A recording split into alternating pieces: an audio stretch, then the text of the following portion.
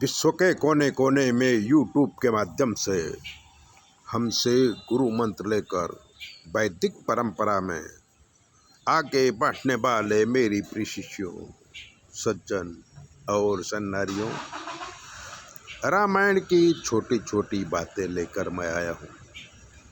आज मैं आपको लक्ष्मण जी वन जाने को तैयार हुए इसकी कथा सुनाऊंगा, इसलिए चैनल को सब्सक्राइब कर लीजिए, लाइक कर लीजिए तो पूरी कथा आप सुन सकेंगे। लक्ष्मण जी ने सुना कि भैया राम के साथ सीता जी भी वन में जा रही हैं, तो दौड़ते हुए राम जी के पास आए और रोते रोते बोले कि भैया आपकी सेवा के लिए मैं भी वन में आऊँगा। राम जी बोले, इस समय भरत शत्रुघ्न अयोध्या में नहीं है, महाराज दशरथ अकेले हैं, तुम उनके चरणों की सेवा करो।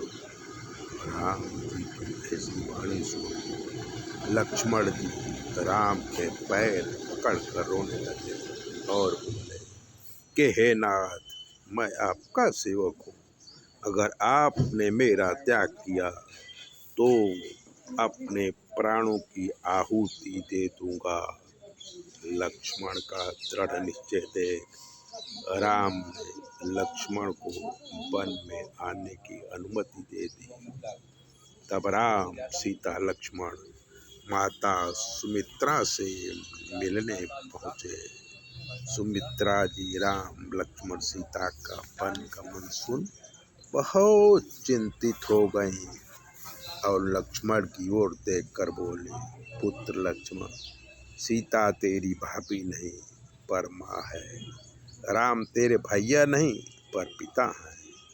इन दोनों की सेवा माता पिता से विशेष करना। हे पुत्र, तू बहुत भाग्यशाली है जो ईश्वर ने तुझे ऐसा अवसर प्रदान किया है। राग द्वेष से रहित होकर निद्रा और भोग का त्याग कर राम सीता की सेवा में तत्पर रहना। उर्मिला कुछ बोली नहीं, पर एक खंभे के आड़ में रहकर लक्ष्मण जी को देखती रही। लक्ष्मण उर्मिला को देख आंखों से ही पूछा और आंख बंद कर हाथ जोड़ उर्मिला ने पति लक्ष्मण की आज्ञा का पालन किया। कुछ बोली नहीं, लक्ष्मण भी कुछ बोले नहीं, बस एक दूसरे का चेहरा देखकर वन गमन को तैयार हो गए। उर्मिला माता सुमित्रा के चरणों में प्रणाम किया, सुमित्रा को गले से लगाकर अपने हाथ उसके मस्तक में रखकर सहलाने लगी। दोनों के पास बोलने के लिए कोई शब्द नहीं थे। निशब्द हो गए। भारत की दोनों रानी पास में बैठ गईं और एक दूसरे का चेहरा देखने लगी।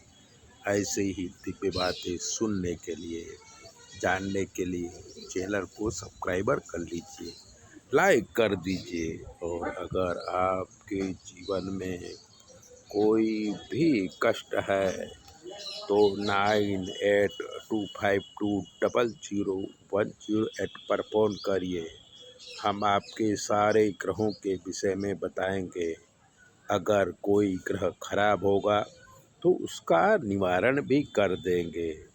चैनल सब्सक्राइबर करिए और 9825200108 पर फ़ोन करिए। जय भोले।